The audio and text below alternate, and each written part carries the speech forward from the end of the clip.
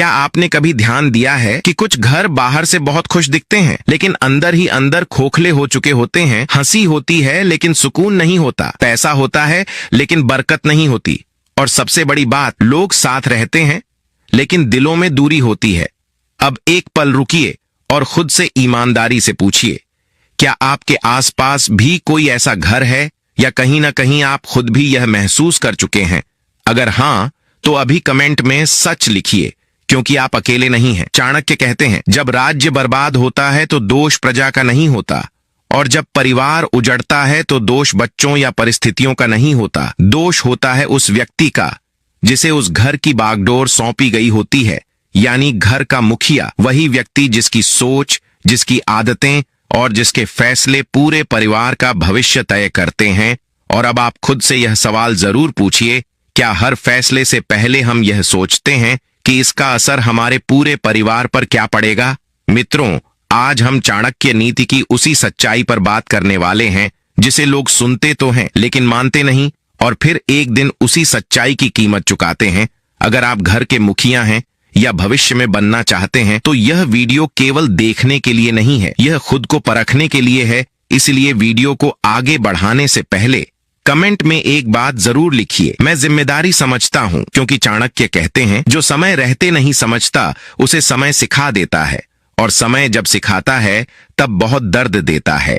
आचार्य चाणक्य केवल राजनीति या युद्ध के झाता नहीं थे, वे मानव स्वभाव के सबसे बड़े विशेषज्ञ थे। उन्होंने देखा था कि धन कैसे आता है, और उससे भी ज्यादा ध्यान दिया था कि धन कैसे नष्ट होता है। उन्होंने समझा था कि परिवार कैसे बनता है, और उससे भी गहराई से यह जाना था कि परिवार कैसे टूटता है। इसलिए चाणक्य नीति में जीवन का हर पक्ष शामिल है, व्यवहार, अनुशासन, भोजन, धन और नेतृत्व। और चाणक्य साफ कहते हैं, जिस घर का मुखिया विवेक खो देता है, उस घर में लक्ष्मी भी टिककर नहीं बैठती। सबसे पहली और सबसे खतरनाक गलती, नियम बनाना लेकिन खुद उनका पालन न करना। चाणक्य कहते हैं, जो स्वयं अनुशासन नहीं अपनाता वह दूसरों से आज्ञा पालन की अपेक्षा न करे। घर का मुखिया नियम बनाता है, यही नियम उस घर की नींव होते हैं। समय पर उठना, सच्चाई से कमाना, संयम से बोलना और सोच समझकर खर्च करना। लेकिन जब वही मुखिया खुद देर से उठता है, खुद झूठ बोलता है, खुद गुस्से में फैसले लेता है, तब परिवार के मन में एक बात बैठ जाती है कि नियम केवल दिखावे के लिए हैं। धीरे धीरे बच्चे सीखते हैं कि जो कहा जा रहा है वह करने लायक नहीं है। पत्नी के मन में यह भाव आने लगता है कि बातें कुछ और हैं, व्यवहार कुछ और यहीं से घर में दोहरा चरित्र जन्म लेता है। चाणक्य कहते हैं, जिस घर में नियमों का मजाक उड़ाया जाता है वह घर नहीं रहता, वह अराजकता का केंद्र बन जाता है। और जहां अनुशासन खत्म होता है वहां सम्मान खत्म होता है, और जहां सम्मान खत्म होता है वहां कलह अपने आप जन्म ले लेती है। अब दूसरी गलती, जो सुनने में छोटी लगती है लेकिन प्रभाव में बहुत बड़ी है, अन्न की बर्बादी। चाणक्य नीति में अन्न को केवल भोजन नहीं माना गया, अन्न को जीवन माना गया है, अन्न को संस्कार माना गया है, अन्न को साक्षात लक्ष्मी कहा गया है। लेकिन आज के समय में थाली में खाना छोड़ देना, भोजन को हल्के में लेना और जरूरत से ज्यादा बनाकर फेंक देना एक सामान्य बात बन चुकी है।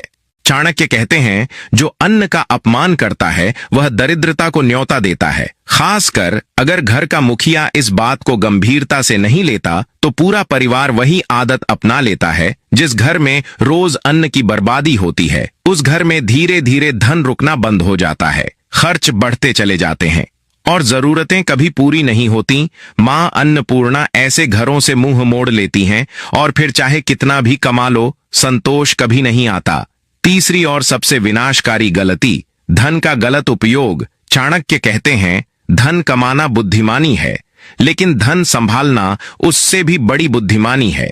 घर का मुखिया अगर बिना योजना के खर्च करता है, दिखावे के लिए उधार लेता है और भविष्य की चिंता किए बिना फैसले करता है, तो वह केवल अपनी जेब नहीं खाली करता, वह पूरे परिवार की नींव हिला देता है। गलत आर्थिक फैसलों का असर सबसे पहले घर की शांति पर पड़ता है।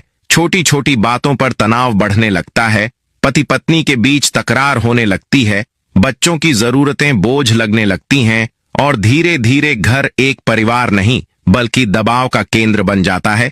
चाणक्य नीति साफ कहती है, जिस घर का खर्च उसकी आय से अधिक होता है उस घर में कभी स्थायी सुख नहीं टिकता। चाणक्य के लिए परिवार भी एक राज्य था और घर का मुखिया उस राज्य का राजा।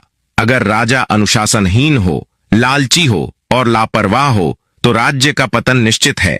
ठीक उसी तरह अगर घर का मुखिया अपनी जिम्मेदारी को हल्के में लेता है तो परिवार का टूटना केवल समय की बात रह जाती है। इसलिए चाणक्य समाधान भी बताते हैं, पहले खुद नियमों का पालन करो, फिर दूसरों से उम्मीद रखो, अन्न का सम्मान करो, बरकत अपने आप आएगी, धन को साधन बनाओ, अहंकार नहीं, परिवार को समय दो, केवल पैसा नहीं, और सबसे जरूरी हर फैसला क्रोध में नहीं विवेक में लो। मित्रों, याद रखिए, परिवार टूटने की कोई आवाज नहीं होती, वह धीरे धीरे अंदर ही अंदर बिखरता है, और जब मुखिया को यह एहसास होता है तब बहुत देर हो चुकी होती है। आज भी समय है चाणक्य की इन नीतियों को समझने का और अपने घर की बरकत को बचाने का, क्योंकि एक सही निर्णय केवल आपका जीवन नहीं बल्कि आने वाली पीढ़ियों का भविष्य बदल सकता है। घर का मुखिया केवल कमाने वाला व्यक्ति नहीं होता, बल्कि वही उस परिवार की दिशा तय करता है, वही यह सिखाता है कि क्या सही है और क्या गलत। चाणक्य कहते हैं, जिस घर में नियम होते हैं वही घर टिकता है, क्योंकि नियम परिवार को बांधते नहीं बल्कि सुरक्षित रखते हैं।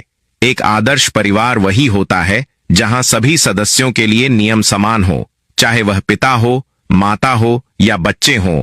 लेकिन समस्या तब शुरू होती है जब घर का मुखिया नियम बनाता तो है पर खुद उनका पालन नहीं करता। जब मुखिया समय की पाबंदी पर ज्ञान देता है लेकिन खुद देर से उठता है, जब वह ईमानदारी की बात करता है लेकिन छोटे छोटे झूठ बोलता है, जब वह संयम की सीख देता है लेकिन खुद गुस्से में फैसले लेता है, तब परिवार के मन में एक गहरी उलझन पैदा होती है। बच्चे यह समझने लगते हैं कि नियम केवल बोलने की चीज है, पालन करने की नहीं।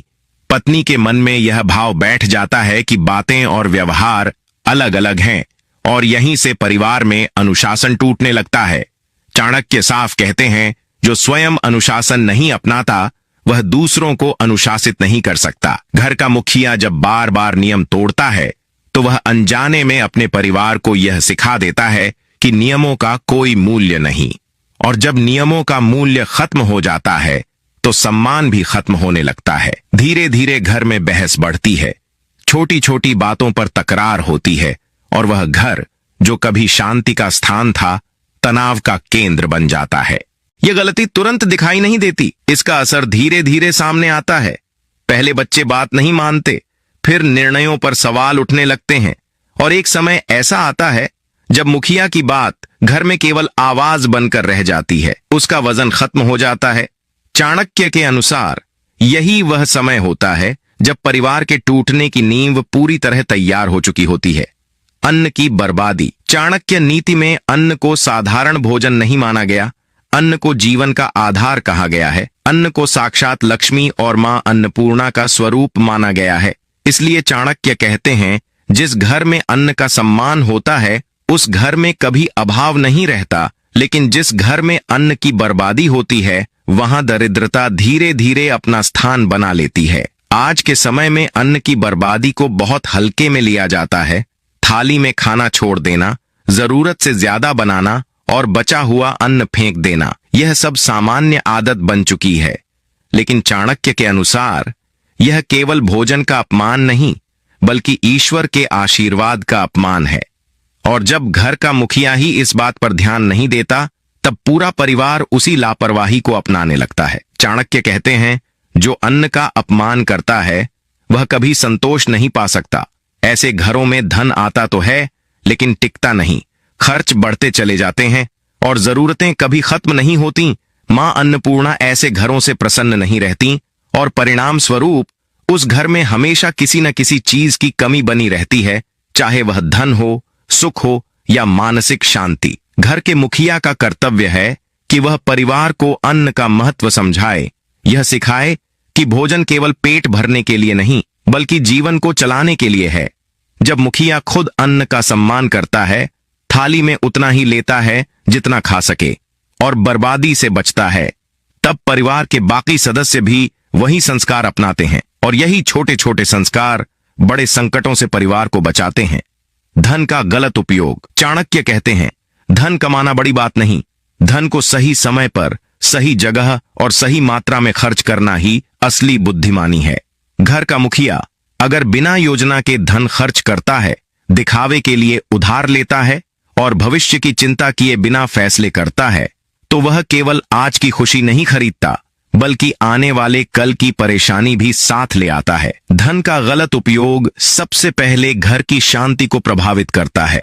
पहले छोटी छोटी चिंताएं पैदा होती हैं, फिर बहस होने लगती है और धीरे धीरे आर्थिक तनाव पूरे परिवार पर हावी हो जाता है। बच्चों की पढ़ाई, घर की जरूरतें और भविष्य की योजनाएं, सब कुछ बोझ लगने लगता है। चाणक्य नीति साफ कहती है, जिस घर का खर्च उसकी आय से अधिक होता है, उस घर में कभी स्थिरता नहीं रहती। घर के मुखिया को हमेशा बजट बनाकर चलना चाहिए। जरूरत और इच्छा में अंतर समझना चाहिए, क्योंकि जरूरत पूरी करने से जीवन चलता है, लेकिन इच्छाओं के पीछे भागने से जीवन उलझ जाता है। जब मुखिया सोच समझकर धन खर्च करता है, भविष्य के लिए बचत करता है और दिखावे से दूर रहता है, तब परिवार सुरक्षित महसूस करता है और वही सुरक्षा परिवार को आगे बढ़ने की शक्ति देती है। चाणक्य के अनुसार जिन घरों में धन को अनुशासन के साथ नहीं संभाला जाता, वहां चाहे कितना भी कमा लिया जाए, उन्नति कभी स्थायी नहीं होती। जबकि जिन घरों में मुखिया विवेक से आर्थिक निर्णय लेता है, वहां धीरे धीरे सुख, सम्मान और स्थिरता अपने आप आने लगती है।